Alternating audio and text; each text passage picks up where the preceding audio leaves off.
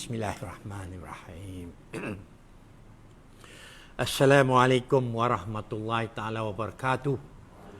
Huwallazi arsala rasulahu bil huda wa dinil haq liyusirahu 'ala ad-din kullih wa kafa billahi shahida. Bismillah. Allah la haula wala quwwata Allah. Allahumma shalli ala Muhammad. Assalamualaikum warahmatullahi ta'ala wabarakatuh. Lagi sekali kita bagi salam. Lagi sekali.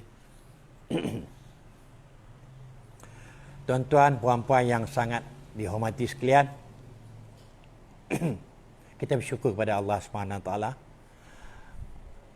dengan izinnya dapat kita ada program bersama. Program ini program kita.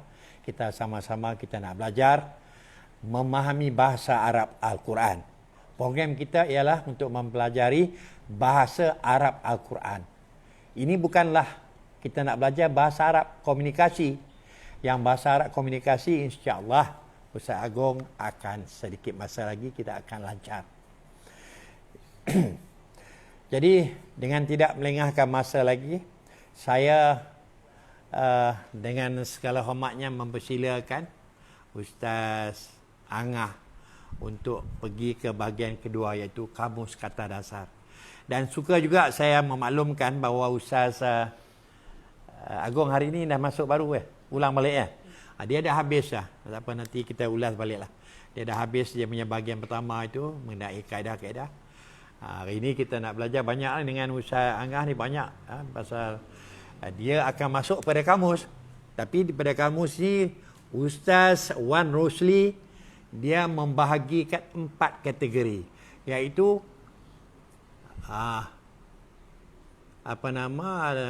daripada kata dasar, perkataan-perkataan yang kerap, yang selalu digunakan, itu dia ada 4 bar. Kemudian yang kerap juga digunakan 3 bar. Tak selalu, tapi selalu ada kerap digunakan. Kemudian yang jarang 2. Kemudian yang paling sikit 1 bar. Jadi yang ini sekarang ni kita duk kaji ialah bar yang keempat, iaitu yang selalu sangat banyak dia kita jumpa dalam Al-Quran, dan bar yang ketiga. Ini kita pergi dulu. Bila dah habis halaman ni baru kita pergi ke yang jarang-jarang digunakan, kadang-kadang kita jumpa. Itu kita akan pergi yang belakang bila dah habis 4 bar dan 3 bar. Sila Ustaz Angah, sila.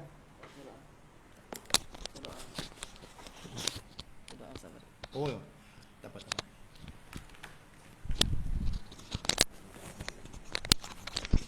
Bismillahirrahmanirrahim. Alhamdulillahirabbil alamin. Allahumma shalli ala sayidina Muhammad wa ala ali sayidina Muhammad. Ala rabbi syrah li sadri wa yassir li amri wa hlul 'uqdatam min lisani yafqahu qawli. Subhanaka la 'ilma lana illa ma 'allamtana innaka antal alimul hakim. Baik tuan-tuan, puan-puan, pelajar-pelajar yang sedang menyaksikan live kita pada pagi yang berbahagia ini, insya-Allah pada pagi hari ini kita akan teruskan kamus kata dasar kita, yang mana huruf shin kita belum habis lagi. Ada satu lagi kata yang belum kita sudahi pada muka surah ke 132. InsyaAllah selepas satu kata ini kita masuk ke huruf sad.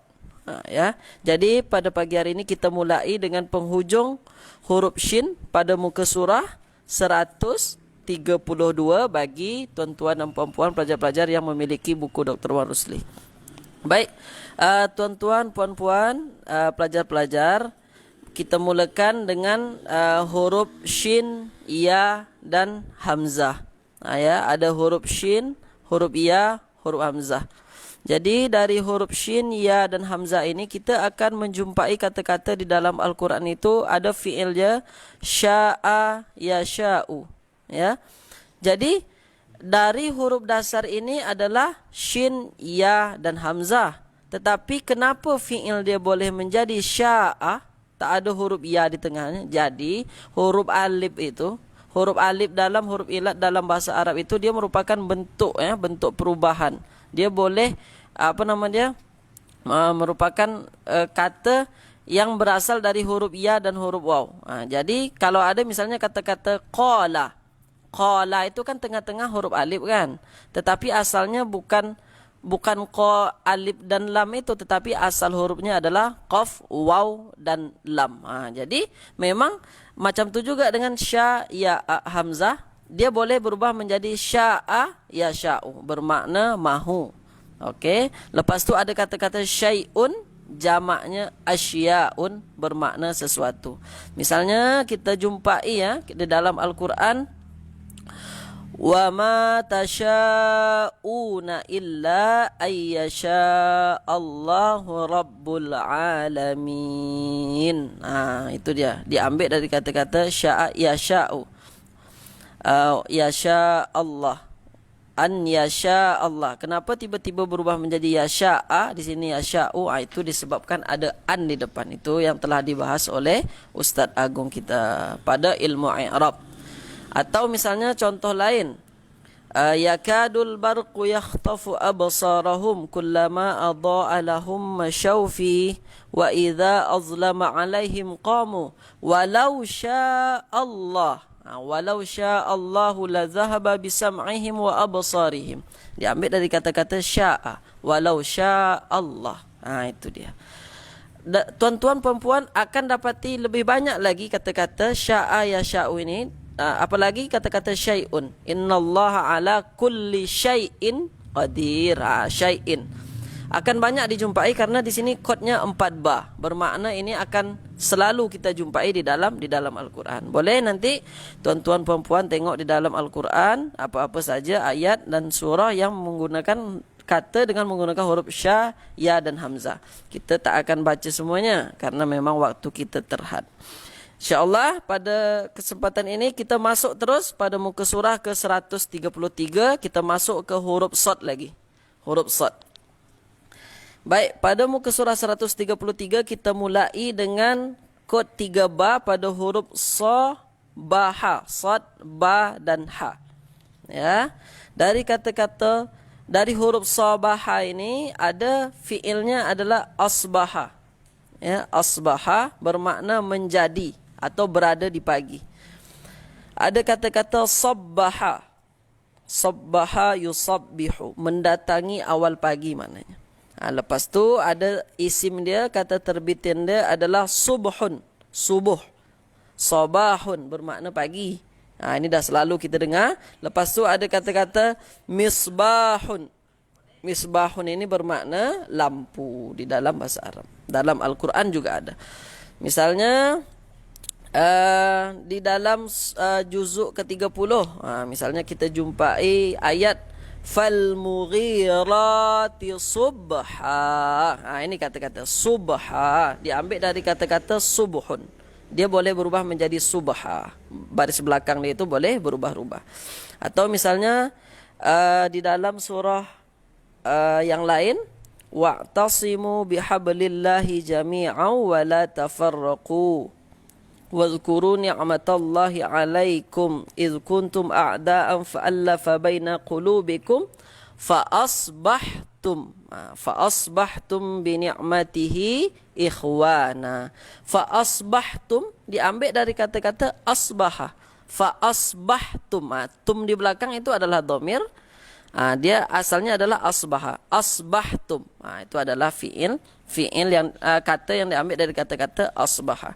Fa asbahtum bi ni'matihi ikhwana, maka kamu semua menjadi bersaudara dengan nikmatnya. Dengan nikmatnya kamu semua menjadi, ini kata-kata menjadi bersaudara. Okey. Lepas tu pada muka surah masih 133. Ini kod 4 ba dengan huruf sad, ba dan ra. Sabara. Ya, sad, ba dan ra. Ini kata-kata ini selalu kita jumpai dalam Al-Quran dan kita pun gunakan dalam kehidupan sehari-hari dalam bahasa Melayu kita. Fi'il dia adalah sabara yasbiru, bersabar. Sabar. Sabara yasbiru. Lepas tu kata terbitan dia, isim yang digunakan masdar dia apa? Sabrun. Sabar. Inilah sabar ini. Kesabaran bermakna ya. Lepas tu ada kata-kata sabara yusabiru. Bermakna bertahan atau lawan bersabar. Lawan bersabar. Lepas tu ada kata-kata istabara bermakna banyak bersabar. Kata-kata sabar ini banyak kita jumpai di dalam Al-Quran. Misalnya dalam surah Al-Baqarah, wasta'inu bis-sabri was-salah wa innaha lakabiratun illa 'alal khashi'in. Wasta'inu bis-sabri was-salah, dan mohonlah pertolongan dengan sabar dan salat. Wasta'inu bis-sabri. Bis-sabri ini menggunakan kata-kata masdar, sabrun. Bis-sabri. Dengan kesabaran dan salat. Dan yang lain, innallaha ma'as sabirin. Sesungguhnya Allah bersama orang-orang yang sabar. Kemudian kita teruskan pada muka surah masih 133 pada huruf so, ha, dan ba. So, ha, ba. Sod, ha, dan ba. Ada fiilnya adalah sahiba yashabu, bermakna melindungi. Lepas tu ada sahaba, menemani. Sahaba yusahibu. Lepas tu ada kata apa nama dia? Isim dia adalah sahibun. Sahibun. Jamaknya ashabun, penghuni, sahabat, empunya, makna yang punya, sahib. Okey. Lepas tu ada kata-kata sahibatun. Sahibatun ini ada maknanya pasangan, ada isteri. Okey.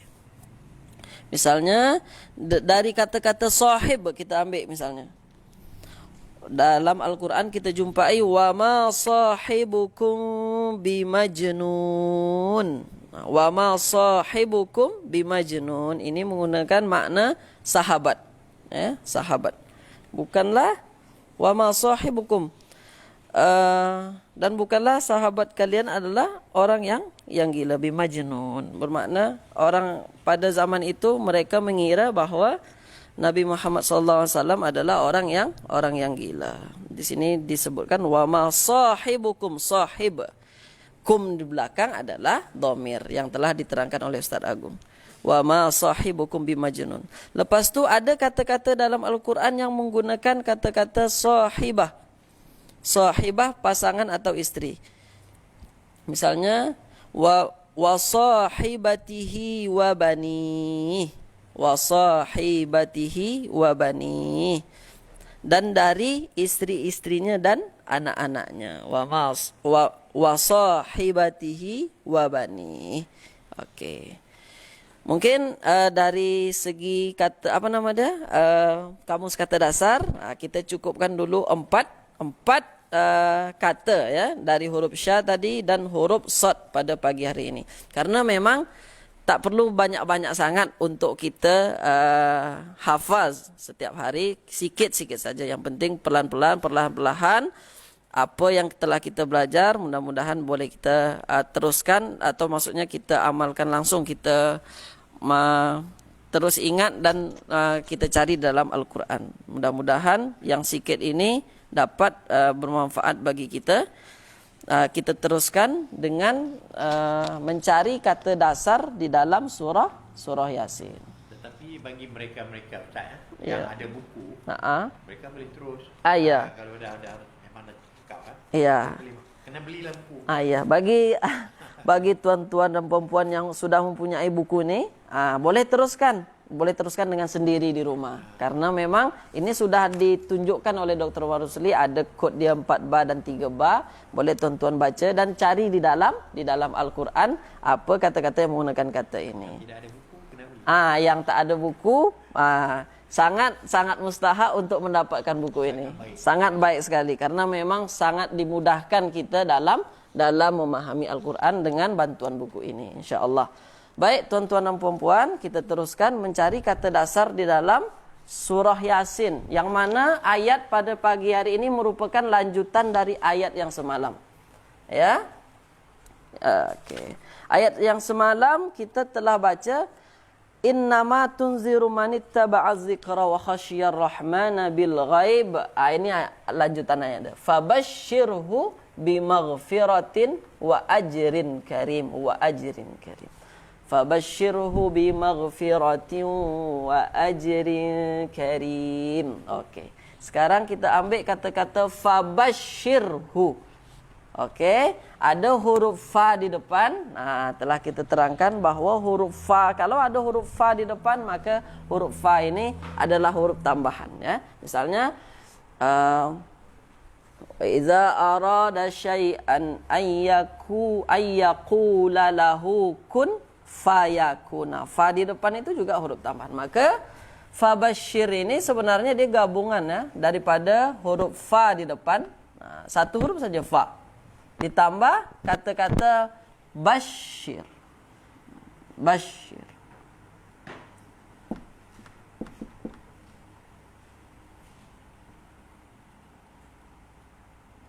Bashir. Okey. Hu. Tambah hu. Okey. Ditambah hu. Jadi fa bashir hu. Hu merupakan bentuk isim dhamir, ya, isim dhamir yang ada di belakang. Okey. Jadi yang perlu kita cari kata dasar pada pagi hari ini, ya, pada pagi hari ini adalah kata-kata bashir. Bashir. Bashir.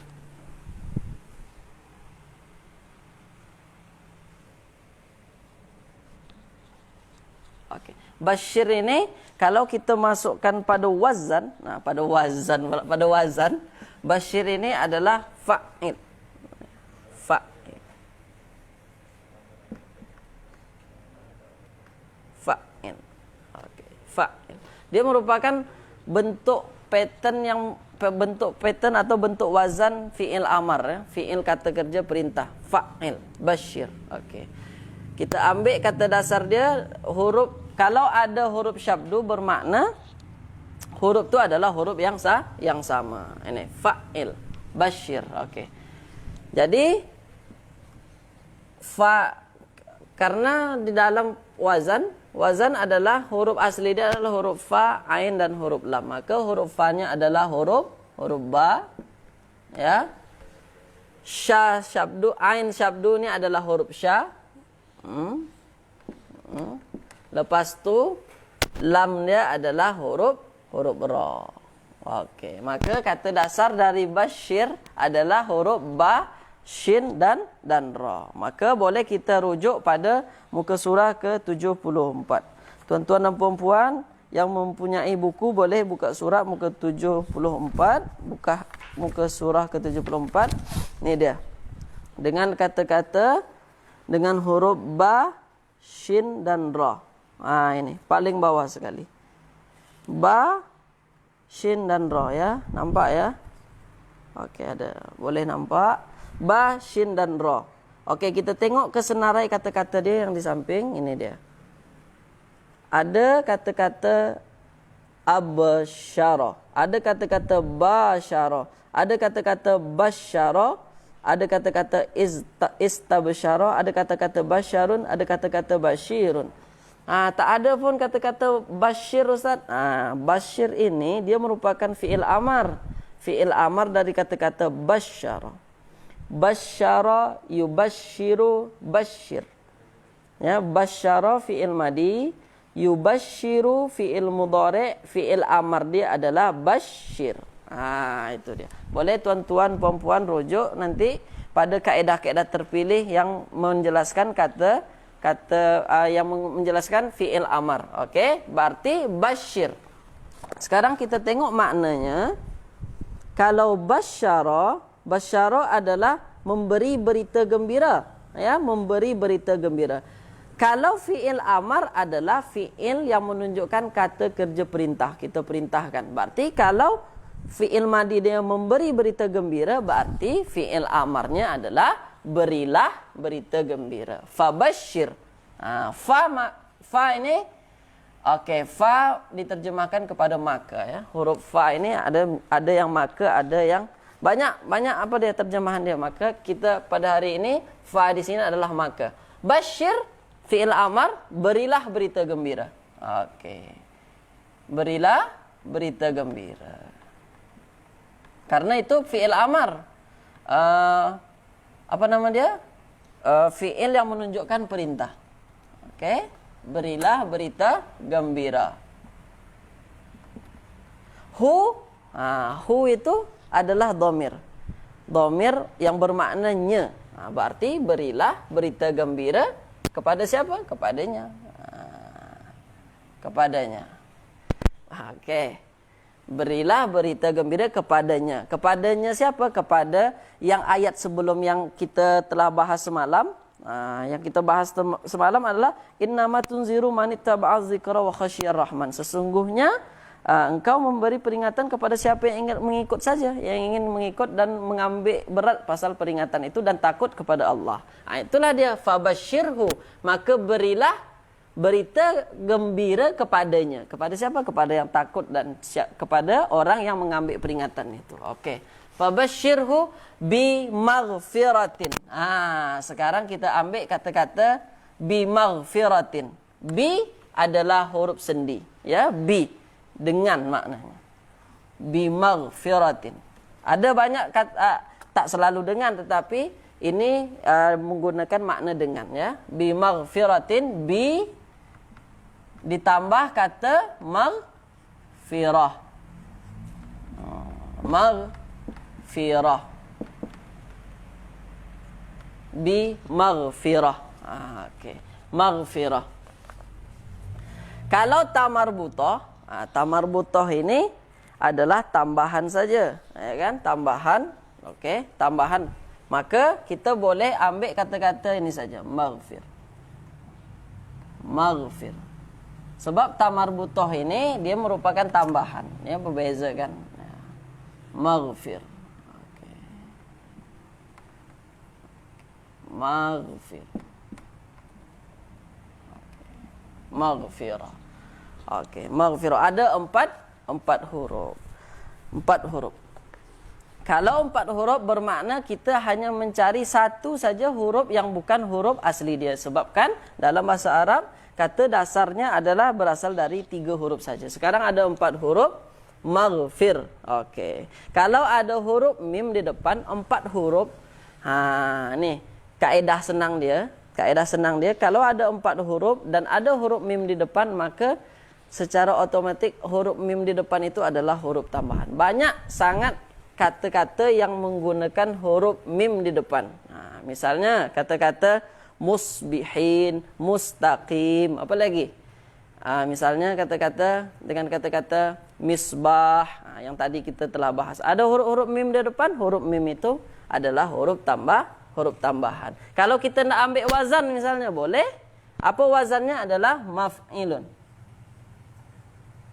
Ini dia, maf'il. Maghfir, maf'il. Maka huruf aslinya adalah fa ain lam kan? Fa fi'il, ain fi'il, lam fi'il. Maka huruf tambahan adalah huruf mim di depan. Sama saja. Okey, berarti dari kata-kata maghfir, maghfirah, huruf tambahnya adalah huruf mim dan huruf ta marbutah. Maka huruf asli dari kata maghfirah adalah huruf gha, fa, ra. Okey, huruf gha, fa, ra. Boleh tuan-tuan, puan-puan tengok pada huruf gha, kamus kata dasar kita pada muka surah ke 157. Okey, sekarang kita buka 157. Okey, ini dia. Mana ya? 157. Okey, ini dia paling bawah. Mana? Nampak? Okey, ini. Ada huruf gha, huruf fa dan huruf ra. Okey, ada nampak kata-kata maghfirah? Nampak terus, disenaraikan terus di sini. Ini dia. Maghfirah. Apa makna maghfirah? Keampunan. Okey, telah disenaraikan. Baik, langsung kita tulis kalau sudah ada terjemahannya. Keampunan. Keampunan. Fabasyirhu, maka berilah Maka berilah berita gembira kepadanya bimaghfirah, dengan keampunan. Okey. Sedikit lagi, ada 2 kata lagi. Okey. Wa ajrin karim. Ni wa adalah huruf atop wa. Jadi wa adalah huruf kita tak ambil karena memang tak memiliki kata dasar wa. Okey, tak payah. Ajrin. Ini dia. Ajrin. Okey, ada berapa huruf ajrin? Ada 3 huruf. Maknanya kalau sudah 3 huruf, kita tak perlu pening lagi mencari kata dasar dia. Apa kata dasar dia? Huruf dasar dia. Karena memang huruf dasarnya memang berasal dari 3 huruf. Ajrin sudah 3 huruf, maka kita terus rujuk pada huruf hamzah. Ada pada muka surah ke-67. Kita tengok muka surah ke-67. Okey, tuan-tuan perempuan boleh tengok muka surah 67. Ini dia. Mana dia? Ini. Hamzah, ja dan ra. Hamzah, ja dan ra. Ada kata-kata ajrin di situ? Ada. Ini dia. Ajrun. Ajrun, ajrin, ajran sama saja tuan-tuan perempuan. Kenapa dia boleh menjadi ajrin? Itu nanti nanti tuan-tuan perempuan patah balik pada kaedah yang keberapa Ustaz Agung? I'rab? Kaedah 17 18 ya. Kaedah sekitar itulah. Jadi dia dalam ilmu i'rab, kenapa dia boleh menjadi ajrin, kenapa boleh ajrun, kenapa ajran. Tetapi makna tak berubah. Makna ajrun, ajrin, ajran adalah upah atau pahala. Ini sini ada pahala. Berarti kita ambil apa? Bukan apakah upah? Tak. Orang tak perlu upah. Dari Allah tak perlu upah. Apa upahnya? Adalah pahala. Maka ini adalah pahala. Lepas tu kata yang terakhir adalah karim. Ini dia karim. Kata-katanya karim. Karimin. Okey. Karim. Karim.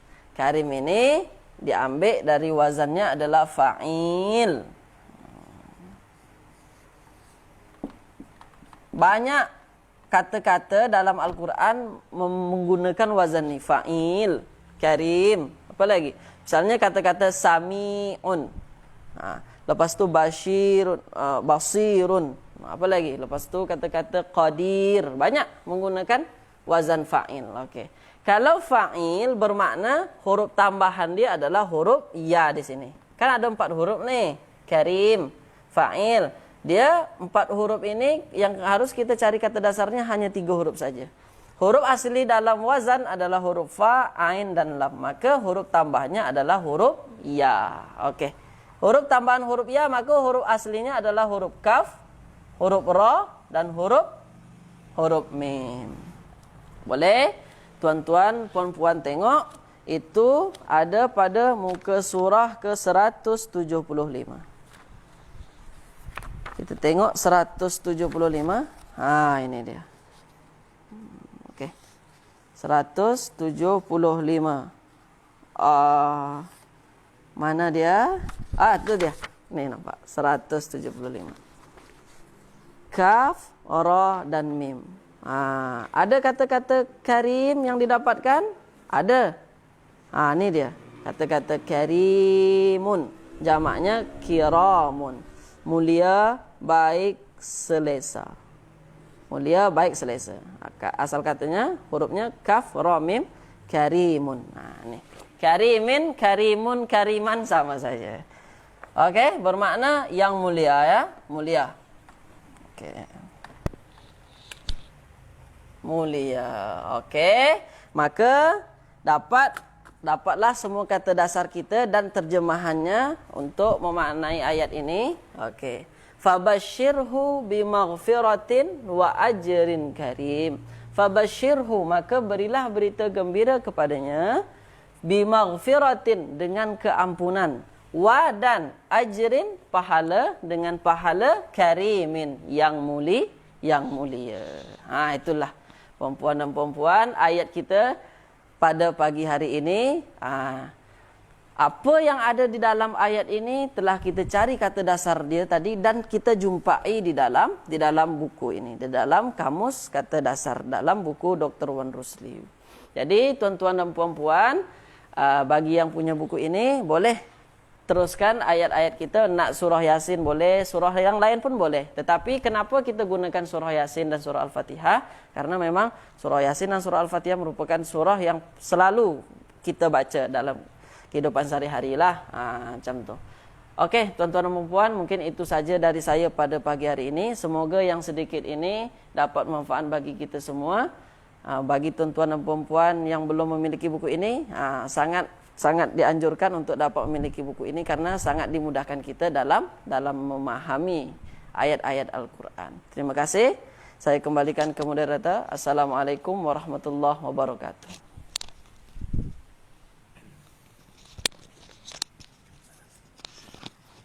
Terima kasih Ustaz Angah. Jadi pada hari ini Ustaz Agong yang mana telah pun menghabiskan bahagian pertama, kaedah mudah dan terpilih bagi memahami pengembangan kata dasar. Jadi dia ada 20 kaedah. Ustaz Agong telah berjaya habiskan semua kaedah-kaedah itu. Jadi pada hari ini Ustaz Agong akan mengulangi daripada muka surat 2, iaitu kaedah terpilih pertama. Jadi perlu kita ingatkan kepada tuan-tuan, puan-puan, kita nak belajar kaedah-kaedah ni, kita kena nak yang mana yang betul-betul yang ada dalam buku ini, dia dah cover, dah habis dah. Semuanya 20 kaedah dah habis. Tapi hari ini alhamdulillah Ustaz Agong akan mengulangi dan sangat mustahak bagi beginners. Ini sangat menguntungkan pelajar-pelajar baru ataupun pelajar-pelajar yang masih kurang faham. Jadi dalam perbicaraan Ustaz Agong nanti, dia akan pergi secara detail menghuraikan terma-terma yang terlibat Nahu kepada pelajar pada tuan-tuan dan puan-puan yang sudah tinggi kepahamannya, sila rojok dengan pengajian siri 2, 3 sampai ke 21. Semuanya dah ada daripada buku ini, kena beli yang kita boleh rojok. Tetapi jika kita nak ulang, pada hari ini Ustaz Agong dia akan mengulangi agar mudah semua sekali boleh faham apa yang ada di dalam buku itu. Yang terma-terma nahu yang ada dalam buku itu. Nahu dan sorof ni sangat luas. Tetapi kita sekarang ni nak mengkaji buku teknik faham dan hadam kata dasar Al-Quran. Jadi Ustaz Agong akan mempermudahkan kepahaman, insya-Allah. Kita terus berdoa dan sangat mustahak kepada tuan-tuan puan-puan, sila hebahkan, sila iklankan, sila tarik ahli-ahli keluarga kita, sanak saudara kita, sahabat-sahabat agar mengikuti kelas ini. Kerana pada hari ini Ustaz Agong akan memulakan daripada kaedah terpilih 1, diulang balik sebanyak ada 20 kaedah. InsyaAllah. Baik, sila.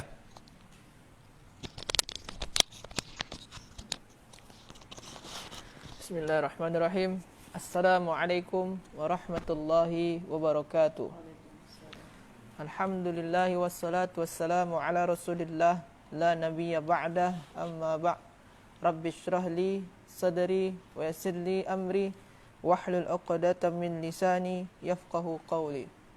Alhamdulillah, tuan-tuan dan puan-puan semua, kita sudah menghabiskan semua kaedah terpilih daripada pertama hingga ke 20. Jadi dah habis semua. Namun hari ini kita akan ulang lagi, kita patah balik kepada kaedah terpilih 1 dan juga ada sedikit kepada kaedah terpilih nombor 2. Itu pada muka surat 2 dan seterusnya.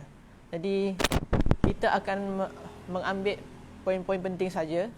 Jadi kalau penerangan dia nanti yang lebih-lebih lagi ada lagi pada siri-siri yang sebelum ni. Okey. Tuan-tuan dan puan-puan, biru ni.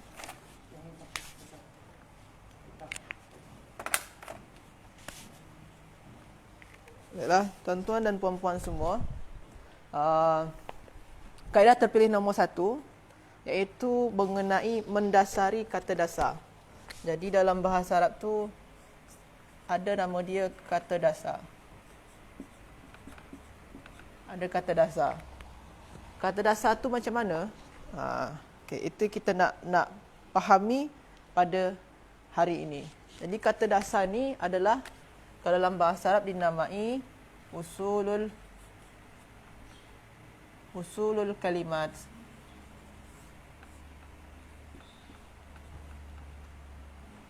Usulul kalimat.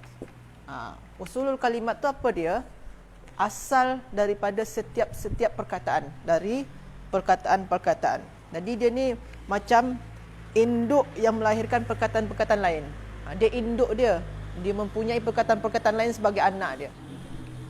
Kalau kita nak ambil contoh, kita dalam Al-Quran macam Alhamdulillahirabbil alamin. Hamidun. Pernah kita dengar dalam Al-Quran? Hamidun. Mahmudun. Apa lagi? Muhammadun.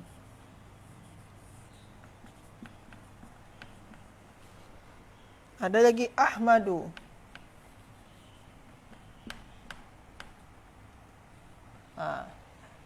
Ini ada 5 perkataan. Kita ambil saja 5 perkataan. Perkataan pertama Alhamdu, yang kedua Hamidun, yang ketiga Mahmud, yang keempat Muhammadun, yang kelima Ahmadu. Jadi ini perkataan-perkataan. Kesemua perkataan ni mempunyai induk yang sama atau asal yang sama, iaitu ha, mim dan dal. Jadi dia sama induk dia, sama asal dia, sama kata dasar dia. Jadi daripada ha, mim dan dal akan melahirkan perkataan Alhamdu, Hamidun, Mahmudun, Muhammadun, lepas tu Ahmadu. Jadi majoriti perkataan dalam bahasa Arab, kata dasar dia 3 huruf majoriti. Jadi perkataan dalam bahasa Arab tu majoriti dia mempunyai kata dasar yang berjumlah 3 huruf. Itu yang pertama. Dan jikalau dia masih contoh Alhamdu, Hamidun, Mahmudun, Muhammadun, Ahmadu, ini semua masih dengan kata dasar yang sama, itu selalunya makna dia pun berkaitan. Tadi yang pertama kita faham tadi, kata dasar tu selalunya 3 huruf. Yang kedua, selalunya setiap perkataan yang mempunyai kata dasar yang sama, itu dia mempunyai makna yang berkaitan. Makna yang berkaitan.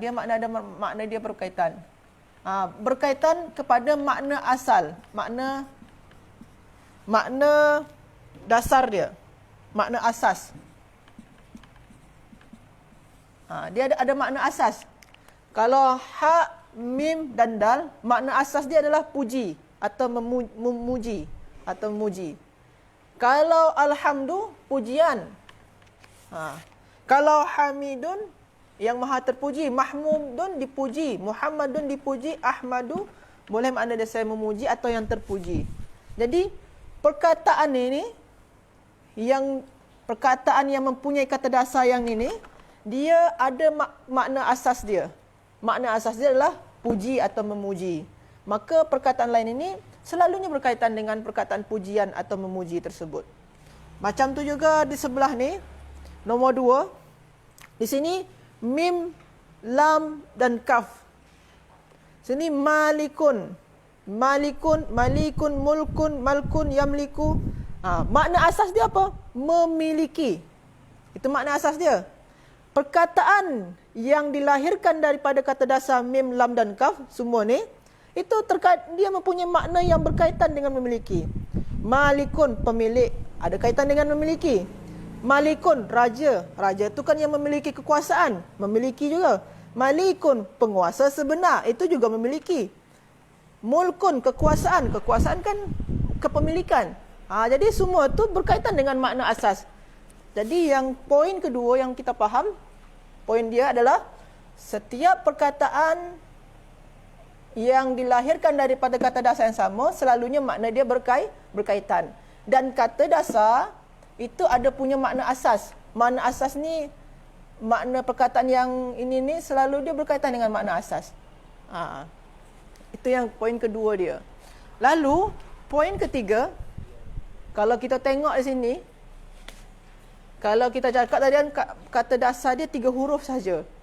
Lepas tu yang ni alif dan lam, ini imbuhan nama dia. Ya ni, ini imbuhan. Waw ni dengan mim di awal ni, ni imbuhan. Ini ada mim 2 sini ni. Ada mim satu sini, satu sini lagi. Ni kan ada 2 mim sini. Imbuhan juga. Yang ni hamzah di awal ni imbuhan. Jadi yang selain daripada ha, mim dan dal itu imbuhan. Bila kita belajar, nanti kita belajar pada level-level selepas ni, pada kaedah yang selepas ni. Jadi kita yang pada kaedah yang pertama, kita mesti tahu yang pertama adalah kata dasar itu 3 huruf saja. Yang kedua adalah kata dasar mempunyai makna asas. Yang ketiga adalah setiap perkataan yang dilahirkan dengan kata dasar macam ni selalunya ada imbuhan. Dan kita kena pandai-pandailah nak memisahkan imbuhan dengan memisahkan kata dasar. Jadi imbuhan ni kata dasar macam ni. Jangan sampai tersilap. Oh, ini lam, ha dan mim, ini kata dasar. Salah. Jangan sampai tersilap kita nak membezakan antara kata dasar dengan kata imbuhan dia. Jadi kalau alif lam imbuhan, jangan kira yang ni, jangan anggap kira yang ni. Ambil saja yang ha, mim dan dal. Macam tu. Itu ada nanti pada kaedah-kaedah selepas ni, atau boleh tuan-tuan rujuk kepada siri-siri sebelum ni. Tengok pada kaedah yang ketiga hingga selepas tu. Okey. Ini pada kaedah yang pertama. Kita teruskan sedikit. Boleh? Kaedah yang kedua. Yang kaedah kedua ni tak banyak sebenarnya. Kaedah yang kedua tu mengenai huruf illah. Jadi kalau dalam mencari kata dasar ni, kadang kita boleh tersasar. Sebab perkataan tu mengandung huruf illah. Huruf illah tu apa dia? Illah tu maknanya penyakit. Jadi kalau ada huruf illah ni, kita pun jadi tersasar dia buat dia. Contohlah, kalau kita dalam membaca Al-Quran kan a'udzu. A'udzu. A'udzu. A'udzu ni, a'udzu, kata dasar dia adalah, dia asal, kalau kita tengok dari dia, kalau kita tengok dalam kamus, adza ya'udzu. Macam ni bentuk dia. Adza ya'udzu. Ini dalam bahasa Arab, ini kata kerja dua-dua ni. Dua-dua ni kata kerja. Nanti kita akan bincang pada level yang, pada kaedah yang selepas ni. Ini kata kerja masa lampau, ini kata kerja masa sekarang. Yang adza ni kita tengok sekarang. Kalau di azza ni makna dia sama-sama dua-dua ni. Makna dia berlindung. Adza. Ini kan 3 huruf ni. Ain, alif dan za. Yang 3 huruf ni maknanya kalau kita nak cari senang dia, maknanya kata dasar dia adalah ain, alif dan za. Kalau kita nak senang. Tapi disebabkan di sini ni ada huruf illah. Ini huruf illah ni. Huruf illah tu huruf sakit apa saja dia? Alif, waw dan ya. Dia selalunya kalau di alif ni dia sebenarnya adalah waw dan ya. Jadi sebenarnya huruf illah tu adalah sebenarnya tu sangat tu huruf waw dan ya saja. Tapi ada dalam kitab tu tertulis, sebahagian kitab ada tulis alif, waw dan ya. Tapi sebenarnya waw dan ya saja huruf illah yang ada tu. Okey. Alif, ain, alif dan za. Yang alif ni bukan, ini huruf kata dasar dia. Kata dasar dia apa? Sini sebenarnya adalah waw kata dasar dia. Waw. Waw kata dasar dia. Ain, waw dan za. Jadi kalau tuan-tuan dan puan-puan cari, di belakang ni kan ada kamus kata dasar ni. Kita nak cari a'udzu. A'udzu ni Aza ya'uzu. Aza tu makna dia berlindung. Kita nak cari perkataan aza dalam kamus ni tak akan terjumpa. 154.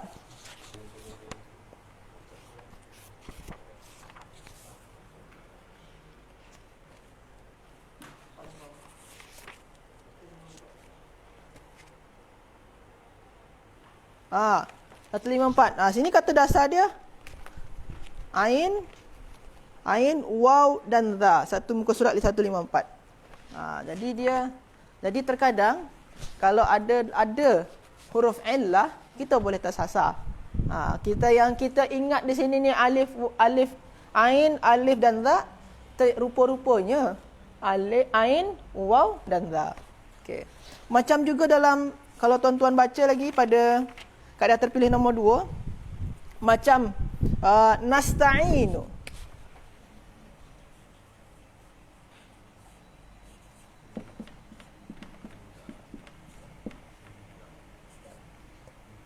Nasta'inu. Iyyaka na'budu wa iyyaka nasta'inu. Nasta'in ni, yang di awalan ni, yang nun, sin dan ta ni adalah imbuhan. Tinggal sekarang ain,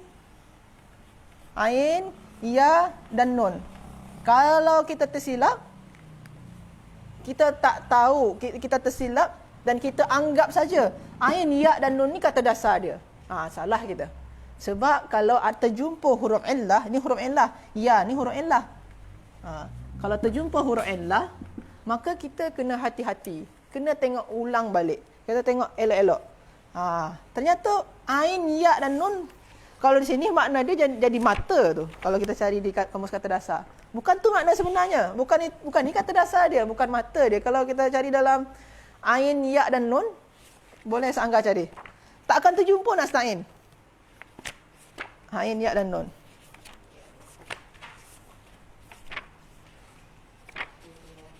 Apa? 155. Kalau kita cari ain, ya dan nun, mana ain ni? Ain, ya dan nun. Tak akan terjumpa nasta'in di sini. Tak akan terjumpa. Sebab kita salah. Salah dalam mencari kata dasar dia. Kita tersasar dalam mencari kata dasar dia. Jadi kalau terjumpa huruf illah ni, kena hati-hati. Maknanya sini bukan ain, ya dan nun. Kita cuba dengan waw. Cuba ain, waw dan nun. Jumpa tak? Ain, waw dan nun. Ni dia. Ain, waw dan nun. Ada sini ista'ana. Ista'ana ni yasta'inu. Ista'ana ni sebenarnya kawan dia yasta'inu. Ini dia. Ini dia. Meminta bantuan. Ustaz, macam mana kita nak tahu yasta'inu, ista'ana ni kawan dia yasta'inu? Nanti ada pada level yang ketiga. Level yang ketiga insya-Allah. Ada mengenai pola dia. Kita tahu pola dia, tahu kita cara mengubah dia. Jadi tuan-tuan dan puan-puan, poin kita pada hari ini adalah yang pertama, perkataan dalam bahasa Arab mempunyai yang namanya kata dasar. Kata dasar selalunya 3 huruf. Lepas tu yang kedua poin dia adalah kata dasar mempunyai makna asas. Setiap perkataan yang dilahirkan daripada kata dasar selalunya berkaitan dengan makna asas. Poin yang ketiga adalah perkataan-perkataan yang dilahirkan dengan kata dasar yang sama mempunyai imbuhan. Kita kena pandai dalam memisahkan imbuhan dari kata dasar. Ada imbuhan di sini. Dan poin keempat adalah jikalau terjumpa di dalam tu huruf illah, alif, waw dan ya, kita kena hati-hati dalam mencari kata dasar dia. Jangan sampai kita tersasar. Untuk lebih lengkap dia, nak lebih hadam dia lagi, nak lebih luas lagi penjelasan dia, boleh tuan-tuan dan puan-puan semua rujuk pada siri-siri yang sebelum ni, iaitu pada siri yang kedua insya-Allah, pada siri kedua dan siri ketiga. Itu mengenai kaedah terpilih nombor 1 dan 2. Okey, mohon maaf atas segala kesilapan dan kekurangan. Wallahu a'lam. Assalamualaikum warahmatullahi wabarakatuh. Baik, alhamdulillah. Allahumma salli ala sayyidina. Terima kasih Ustaz Agung. Jadi tuan-tuan, puan-puan yang dihormati sekalian, kaedah-kaedah, dia ada semua 20 kaedah. Untuk kita memahami buku ini, ada 20 kaedah. Jadi Alhamdulillah Ustaz Agong telah pun menamatkan pengajian 20 kaedah itu. Sekarang pada hari ini, kita mula kembali daripada awal. Macam mana kita ingin mempelajari dan menghayati kaedah-kaedah ataupun sistem-sistem pengajian yang telah dihasilkan oleh Ustaz Dr. Wan Rosli Ahmad. Kita ingin mengkaji teknik faham dan hadam kata dasar Al-Quran. Sangat mustahak tuan-tuan, puan-puan, bersabar. Kita kena belajar dan kita apa yang perlu hafal, sangat mustahak kita kena hafal. Nak belajar bahasa, mesti. Seterusnya, kita mempersilakan Ustaz Farid jugalah untuk pergi ke bahagian yang ketiga. Bahagian ketiga, dia menyambung, dia belum habis lagi. Dia menyambungkan pengajian dia, iaitu senarai perkataan berlawanan, makna dalam satu ayat, senarai perkataan serti, kata pinjaman Al-Quran dalam bahasa Melayu, perkataan Melayu yang hampir dengan perkataan dalam Al-Quran. Ini semua bidang-bidang dia lah. Jadi ini banyak lah. Pengajian ini banyak berterusan dengan Ustaz Angah. Banyak. Ustaz Agong dia Alhamdulillah, dia ulang balik, sangat mustahak bagi kita untuk memaklumkan semua mereka-mereka yang terlibat, yang ada kaitan dengan kita, kawan-kawan ke, ahli keluarga ke, kita bagi tahu agar ulang balik pengajian siri 22 ini. Baik, sila Ustaz. Bismillahirrahmanirrahim. Alhamdulillahirabbil alamin wassalatu wassalamu ala rasulina Muhammadin wa ala alihi wasahbihi ajma'in. Kita lihat muka surat 220 pada kolom yang kedua. Yang kedua tu ada disebut ghaithun, ada disebut sayyibun, ada disebut wabilun, ada disebut matarun. Satu lagi tambah, tuan-tuan boleh tambah, ada disebut sebagai matarun, ada disebut sebagai apa? Tallun, talam. Ada juga hujan disebut sebagai bardun, baradal. Ada juga hujan ini dalam Quran disebutkan sebagai wadqun, waw dal qaf. Jadi kita bagi tambahan ada berapa? Di buku ni ada 4. Kita boleh tambah lagi tallun, satu talam, dan yang kedua kita tambah baradal, bardun, dan yang ketiga kita tambah wadqun, waw dal qaf. Makna perkataan yang seerti dalam Quran yang hujan ini bukan kata 4, ada 7. Banyak banyak. Okey, sekarang kita tengok perbezaan yang ketara lah, yang halus antara ghaithun, sayyibun, wabilun, matar. Okey, bila kita sebut sayyibun, Nabi pun suruh kita baca doa. Bila mana hujan turun, maka hendaklah kita baca doa apa? Allahumma sayyiban nafi'a. Ya Allah, jadikanlah hujan ni yang bermanfaat. Allahumma sayyiban nafi'a. Dalam Quran apa? Aw kasayyibin minas sama'i fihi dhulumatun wa ra'dun wa barq. Okey? Sayyib ni makna hujan yang ghazir, yang syadid, hujan yang sangat lebat. Dia panggil sayyib. Kemudian ada dipanggil wabilun.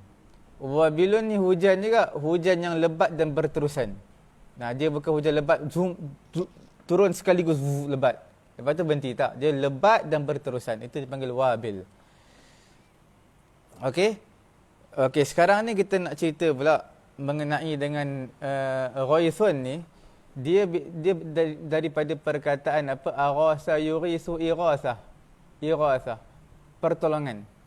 Jadi bila sebut tentang ghaith, hujan dalam Quran, dia memberi implikasi makna adalah rahmat. Banyak kita tengok dalam surah apa nama? Dalam surah Asy-Syura, juzuk 25, satu lay, dua lay semuka. Kita lihat ada dua lay satu muka. Juzuk 25 kita lihat di tengah-tengah tu, wa huwal ladzi yunazzilul ghaitha min ba'di ma qanatu. Wa huwal ladzi yunazzilul ghaitha. Allah Taala, dialah Allah yang menurunkan al-ghaith. hujan. Maknanya rahmat. Lagi apa lagi dalam akhir surah Luqman. Juzuk 21 akhir surah Luqman. 5 perkara ghaib yang kita tak tahu. Innallaha 'indahu 'ilmus sa'ati wa yunazzilul ghaitha. Kamu tak tahu bila berlaku hari kiamat. Kamu tak tahu bila hujan turun. Walaupun kita ada jabatan meteorologi, kemungkinan tepat lah. Kemungkinan tak tepat. Tapi selalunya tepat lah. Mengikut kajian ilmu yang mereka ada. Tapi Allah Ta'ala kata, benda tu Allah Ta'ala yang tahu. Apa dia? Turun hujan. Sebab apa guna ghaith? Makna bukan hujan balak ni. Bukan taufan. Bukannya hujan ribut, hancurkan sesebuah negara. Tidak. Tetapi ghaith makna hujan biasa. Hujan rahmat. Bila hujan ni sebut rahmat lah. Sebab dia akan tumbuhkan tumbuh-tumbuhan. Dia akan tumbuhkan binatang akan disegar. Okey. Itu dipanggil sebagai ghaith dalam Quran. Dalam surah Yusuf ada thumma ya'ti min ba'di dhalika 'amu fihi yughath. Ghatha yaghithu yughath. Yughath ni makna fi'il madhi, fi'il mudhari' majhul. Thumma ya'ti min ba'di dhalika 'amu fihi yughathun nas wa fihi ya'sirun. Jadi maksudnya apa? Maksudnya yughath ni, ghaus, surah Yusuf juzuk yang ke-12 akhir sekali, page yang terakhir lah. Kita tengok ada perkataan yughath. Ya, ghin, alif, tha. Okey. Kemudian kita nak cerita pula mengenai dengan al-matar. Al-matar ni adalah mim tara, matar. Dalam buku ni pun sebut matar. Matar ni hujan. Semua sekolah rendah pun tahu matar ni hujan. Cuma bila gunakan penggunaan Al-Quran matar, dia memberi makna azab. Bukan hujan biasa, hujan azab bila sebut matar. Sebab tu dalam Quran banyaklah bila sebut matar. Sampai Sufyan bin Uyainah, dia kata apa? Tidaklah Allah Ta'ala menamakan matar di dalam Quran melainkan semua memberi makna azab. Walaupun ada orang kritik tau. Ada ulama kritik pendapat tersebut, pendapat Sufyan bin Uyainah. Sebab dia kata Allah Ta'ala tak menamakan matar dalam Quran melainkan hanya memberi makna azab. Sebab tu dalam Quran bila sebut matar, wa amtarna alaihim hijaratan minas samai aw itina bi'adzabin alim. Turun hujan batu. Kemudian apa dalam kisah Nabi Lut, juzuk yang ke-13, 5 lay juzuk 13 ayat atas sekali. Apa dia? Falamma jaa amruna ja'alna 'aliyaha safilaha wa amtarna wa amtar. Amtar makna hujan. Allah Ta'ala menuruni hujan. Tapi bukan hujan biasa, hujan azab. Lagi apa lagi? Banyaklah perkataan matar di dalam Al-Quran ini adalah memberi makna apa? Azab. Wa amtarna alaihim matara fanzur kaifa kana aqibatul mujrimin. Juzuk yang ke-8 akhir sekali. Wa amtarna. Allah Ta'ala turunkan kepada kami hujan. Bukan hujan biasa tu, hujan azab. Okey, itu kaum Lut juga tu. Cuma bila Sufyan bin Uyainah kata tidaklah Allah Ta'ala turunkan apa perkataan matar dalam Quran melainkan memberi implikasi apa? Memberi implikasi azab, makna azab. Tapi ulama jawab balik. Dia kata, ada juga dalam Quran ini azab, matar tapi memberi makna rahmat. Contoh dalam surah An-Nisa ayat juzuk yang ke-5 7 lay juzuk yang ke-5. Tuan-tuan boleh lihat ayat dia panjang separuh muka surat mengenai dengan sembahyang khauf, peperangan. Apa ayat dia? Wala junaha alaikum in kana bikum adam min matarin aw kuntum marda an tad'u aslihatakum. Nampak? Wala junaha alaikum. Tak berdosa pun kepada kamu. Wala junaha alaikum, tak berdosa kepada kamu. Tak berdosa apa tu? Wala junaha alaikum in kana bikum azam. Sekiranya menimpa kamu kesulitan, kepayahan. Apa yang sulit, apa yang payah? Mim matar. Hujan turun. Lagi? Atau kamu sakit, kuntum marudha. An tad'u aslihatakum, untuk kamu letakkan senjata kamu. Kamu tak perlu angkat sebab senjata ni berat. apa kaitan rahmat dengan hujan ni? Ialah bila kita dalam situasi nak berperang ni, sentiasa berjaga-jaga, pegang senjata. Senjata bukan macam kita angkat buku. Kita angkat buku ni, bukan macam tu. Senjata ni berat. Memerlukan tenaga. Macam orang kerja bomba, semua tu perlukan tenaga nak angkat getah paip. Bukan ringan tu. Getah paip yang besar, bomba. Air boleh laju. Itu perlukan tenaga yang kuat. Dalam askar, begitu juga nak pegang senapang, bukan benda ringan. Benda yang berat, perlukan tenaga. Dan bila diangkat dalam jangka masa yang lama, dia akan jadi bertambah berat. Jadi rahmatnya Allah, hujan turun, ataupun dia sakit, lagi bertambah berat. Jadi macam mana? Dia boleh letak. Dia tak perlu angkat senjata tadi. Jadi menggunakan perkataan matar. Nampak? Kemungkinan juga bila hujan turun, kena senjata boleh rosak, kena air. Macam handset kita, kena air boleh rosak. Jadi wala junaha alaikum in kana bikum azam mim matar. Matar tu bukan makna azab, tapi makna rahmat. Daripada angkat senjata berat, rahmat Allah, letak senjata tu. Boleh, tidak berdosa. Itulah antara satu ayat yang menyangkal pendapat daripada Sufyan bin Uyainah. Jadi ulama menyatakan kebanyakan matar di dalam Al-Quran memberi makna azab. Memberi makna azab, cuma sedikit saja yang memberi makna nikmat. Okey. Kemudian kalau kita lihat lagi mengenai dengan perkataan matar ni, kita kena faham pelajaran yang kita belajar ni kalimah Quran. Jadi bila kita sebut dekat luar sekarang qad nazalal matar, sesungguhnya hujan dah turun, kita bagi tahu kawan kita, kita bagi tahu kawan-kawan kita, ya Muhammad, qad nazalal matar, sesungguhnya hujan telah turun. Adakah boleh? Sedangkan matar ini untuk azab. Kita panggil tak makruh, tak berdosa, dan tidak ada apa-apa pun implikasi dari segi hukum. Sebab matar ini makna hujan umum. Cuma bila penggunaan kalimah matar digunakan pada Quran ataupun hadis, kita tengok situasi dan juga dia memberi implikasi makna yang khusus. Itu kita kena faham. Kemudian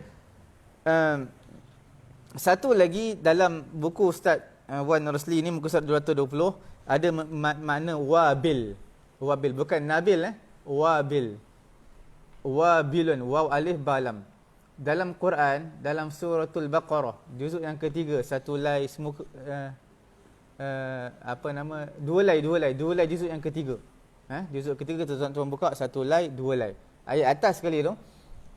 Wa mathalul ladzina yunfiquna amwalahum ibtigha'a mardatillahi wa tathbitan min anfusihim kamathali jannatin birabwatin asabaha wabil, nampak? Wabilun fa'atat ukulaha dhi'afaini fa illam yusibha wabilun fatal.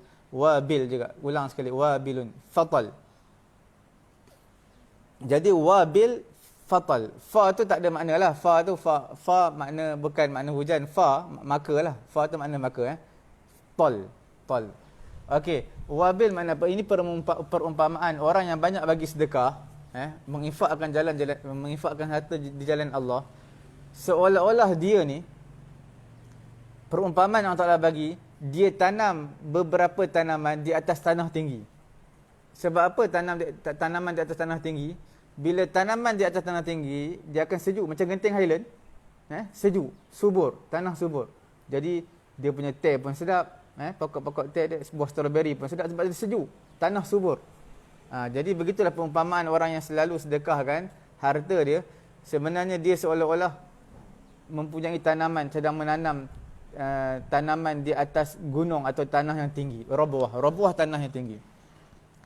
Jadi bila tanam di tanah yang subur, apa akan jadi? Kemudian hujan pula turun. Hujan lebat, wabilun, hujan lebat turun. Bila dah lah tanah subur, hujan lebat turun, 2 kali ganda lagi buah akan lebat. Buah tu akan jadi lebat, akan jadi makin banyak. Fa'atat ukulaha dhi'afain, 2 kali ganda. Fa illam yusibha wabil, kalau hujan lebat tak ada, tanah dah elok lah, tinggi. Dekat roboh tanah tinggi. Tapi masalahnya, hujan lebat tak ada. Tapi tanah subur, fatal. Yang adanya bila di tempat tinggi, apa yang ada? Fatal. Macam ada gerimis. Ataupun kita, ada ulama kata gerimis, hujan renyai-renyai. Tanah bila berada atas gunung. Ataupun embun. Embun. Fatal tu makna embun. Jadi, tetap juga akan memberi kesuburan. Ataupun memberi kebaikan kepada tumbuhan tadi ataupun kepada buah-buahan tadi. Nampak? Itu perbezaan wabil dengan pal. Pal ni makna setitik dua je, ataupun ulama kata sebahagiannya kata apa? Kita panggil hujan gerimis. Kemudian ada juga untuk pengetahuan tuan-tuan dan juga perempuan yang mengikuti pengajian kita pada hari ini, al-wadqa, waw dal qaf, wadqa. Dan juga perkataan bardun. Tak ada dalam ni, tuan-tuan boleh tambahlah. Dan dalam satu ayat dalam surah An-Nur, ayat ke berapa surah An-Nur? Ayat ke-43. Alam tara annallaha yusji sahaban thumma yu'allifu bainahu thumma yaj'aluhu rukama fataral wadqa yakhruju min khilalihi fataral wadqa wadqa makna hujan. Fataral wadqa yakhruju min khilali. Hujan turun daripada celahan-celahan awan. Awan ni bergerak. Quran kata bergerak, kemudian dia bertindih-tindih, berkelompok, kumpul setempat, kemudian hujan akan turun air akan turun di celah-celahan awan tadi. Wa yunazzilu minas samaa'i min jibalin fiha min barad. Nampak? Min baradin. Hujan yang turun tu adalah barad, hujan, tapi hujan berketul. Mutajammid, kita panggil hujan yang berketul. Makna ais batu, hujan ketul. Bukan air hujan, tapi hujan yang berbentuk ais. Itu bardun. Nampak? Jadi wadqun adalah hujan, tapi hujan yang mana dia keluar daripada celah-celahan awan, nampak macam debu tau. Kita nampak hujan turun, nampak macam debu. Kalau kita duduk jauh lah. Kalau dekat memang nampak air hujan lah. Kalau kita nampak, sebenarnya hujan turun tu, tapi kita nampak macam debu. Itu dipanggil wadqa. Okey? Itu kita nak bincang hari ini, iaitu ghaisun, sayyibun, wabilun, matarun, lagi apa lagi? Bardun, wadqun, pallun. Itu semua adalah bermakna hujan, tetapi ada makna yang halus. Ada juga makna ma. Contoh watarat dalam surah apa nama ni? Al-Hajj. Page yang pertama surah Al-Hajj, juzuk yang ke-17. Bawah sekali ya. Wataral ardaha hamidatan fa idza anzalna 'alaihal ma'a ihtazzat. Anzalna 'alaihal ma'a ihtazzat. Makna kamu lihat bumi kering kontang hamidatan fa idza anzalna 'alaihal ma'a ihtazzat. Tiba-tiba turunnya hujan, air daripada langit. Bila air daripada langit, maknanya itu juga rahmat. Ada menggunakan perkataan al-ma' minas sama', itu bermakna rahmat juga. Wa huwa alladhi yursilur riyaha bushran baina yaday rahmatih hatta idza aqallat sahaban thiqalan suqnahu li baladin mayyit fa anzalna bihil ma'a. Allah Taala, kami turunkan air. Air itu daripada awan. Bila air daripada awan, al-ma' itu bermakna rahmat. Itu adalah makna rahmat. Itu surah apa? Juzuk surah Al-A'raf, juzuk yang ke-8. Tuan-tuan tengok 8 lai. 8 lai juzuk ke-8 bawah sekali. Tuan-tuan nampak situ. Okey. Itu kita cerita mengenai dengan, harap tuan-tuan fahamlah perbezaan yang halus walaupun semua makna hujan. Okey, sekarang kita lihat muka surat 221. Sekarang ni kata pinjaman. Tadi kata perkataan seerti terdapat terlalu banyaklah perkataan dalam bahasa Melayu yang berasal daripada bahasa Quran ni. Ini sudah pasti menjadi satu kelebihan bagi mereka mempelajari bahasa yang mulia ni, bahasa Arab. Kerana sama dengan bahasa Melayu kita. Bukan bahasa Arab ikut bahasa Melayu ikut bahasa Arab. Okey. Dalam kaedah pengajaran, bahasa yang kedua ni, bahasa ibunda kita, dapat membantulah untuk mengingati bahasa yang Quran guna sama dengan bahasa Melayu kita. Okey. Perkara yang pertama, perkataan pinjaman yang mempunyai sebutan dan makna yang sama dengan perkataan dalam bahasa Arab. Ini kita panggil perkataan yang betul sama. Ada perkataan yang hampir sama, nanti page yang akan datang. Okey. Yang kedua, perkataan bahasa ibunda dia hampir sama. Yang pertama sama, yang kedua hampir sama. Okey, sekarang kita senaraikan beberapa perkataan yang sama. Muka surat 221 kita lihat. Yang pertama digunakan perkataan adlu. Adlu. Ain dal lam, adil. Bahasa Melayu pun adil juga, parti keadilan, adil. Adil. Tapi dalam Quran ada juga perkataan qa sin ta. Qaf sin ta, qistun. Qistun ni adalah, qistun maknanya apa? Adalah maknanya timbangan. Tuan-tuan boleh lihat muka surat 220 ada disebut perkataan qistasun. Qistasun dan juga mizan. Itu maknanya timbangan. Qistun di dalam Quran ada beberapa makna, antaranya adalah makna adil. Qistun. Qaf sin ta bermakna apa? Adil. Tapi ada beberapa makna yang lain lah. Kemudian tuan-tuan lihat yang kedua adalah ahlun. Hamzah halam, ahli. Bahasa Melayu pun ahli juga. Ahlul kitab. Ahli. Cuma dalam bahasa Arab bila sebut ahli ni dia lebih umum. Sama ada ahli itu maka kadang masuk layak. Orang yang ahli, orang yang layak. Jadi ahlun makna penghuni pun boleh. Kalau ahlul qaryah penghuni kampung. Atau kita panggil ahli kampung, makna sama juga, ahli kampung penduduk kampung lah. Cuma penggunaan kita tak apa guna tapi tetap sama. Kemudian yang ketiga aib, aibaha. Aibaha tu verb. Kalau kita verb itu verb aibaha. Tapi kalau kita transferkan ke noun, dia jadi aib juga. Ain yabal, ain yaba, aibun. Aib sama juga. Kemudian yang keempat dipanggil ajibun. Tuan-tuan lihat muka surat 21. Ajibun, ajib. Kita pun sebut ajib. Oh, ini perkara yang ajib. Ajaib. Kita tambah a sikit, ajaib. Okey, ajaib, ajib. Perkara yang pelik. Ajib, ajaib. Tapi bunyi lebih kurang sama je. Kita kata ajib. Orang Arab pun faham. Ajib, ajaib tambah a je. Kalau bahasa Arab a, j, I, B, ajib. Kalau kita tambah A, J, A, I, B, ajaib. Akal, afala ya'qilun, afala ta'qilun, ain qaf lam. Itu verb tu, ya'qilun. Kalau kita transfer ke noun, kata nama, tetap akal juga. Aqlun, akal, sama. Akhir. Akhir samalah bahasa Arab pun akhir, bahasa Melayu pun akhir.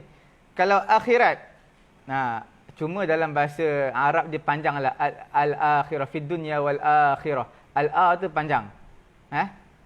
Cuma bahasa Melayu kita tak adalah al-akhirah, tak ada sebut. Hendaklah kita bercita-cita untuk mendapat kebahagiaan di kehidupan dunia dan juga akhirat. Tak ada. Kita tak sebut itulah. Kita sebut akhirat je. Tapi tetap makna sama. Cuma perbezaan dari segi harakat je. Sebab bahasa Melayu tak ada harakat. Harakat ni makna panjang, mat. Okey. Kemudian akhlak. Akhlak ni daripada khuluq. Khuluq ni singular dia. Singular. Mufrad. Kalau plural, jamak dia adalah akhlaqun, khuluqun. Tapi di sini ditulis khuluq. Khuluq ni singular. Kalau plural sama dengan bahasa Melayu kita, iaitu jamak dia sama, iaitu akhlaqun. Aqibatul zalimin. Akibat orang-orang yang zalim, makna hukuman. Sebab hukuman kepada orang zalim akibat. Sama je bahasa Melayu aqibatun. Akibat, hukuman. Aqrab. Aqrab makna paling dekat. Aqrab isim tafdhil tu, paling dekat. Aqrab boleh makna paling dekat, boleh juga makna aqrab. Kita pun ada sahabat apa? Sahabat karib, sahabat aqrab, karib. Karib tu daripada aqrab lah sahabat. Dia ni akrab dengan kami ni. Akrab ni makna dekat dengan kami. Sama Akrab. Akrab tu makna paling dekat. Sahabat karib tu sahabat dekat. Akrab ni makna paling dekat. Isim tafdhil. Al-alamin, alhamdulillahi rabbil alamin. Alamin adalah alam. Alam. Sama.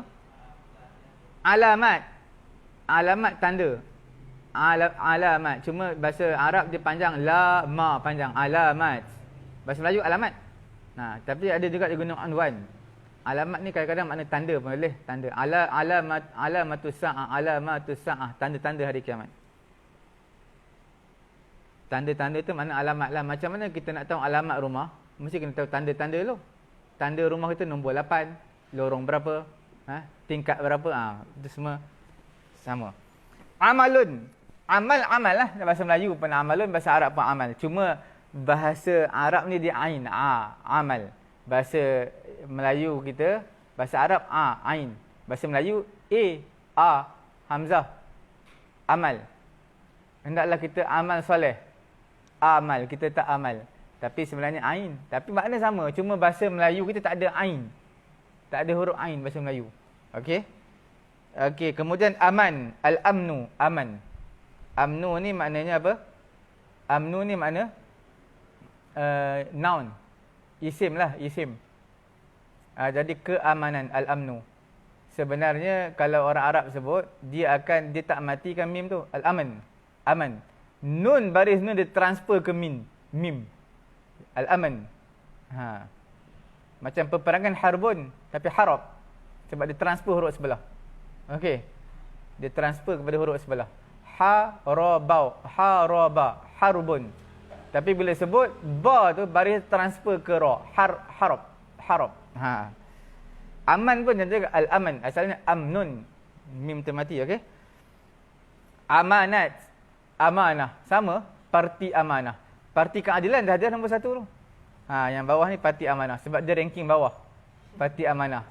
Parti yang tinggi, parti keadilan tu letak atas sekali tu. Okey. Ya, parti amanah tak apa kuat, letak bawah.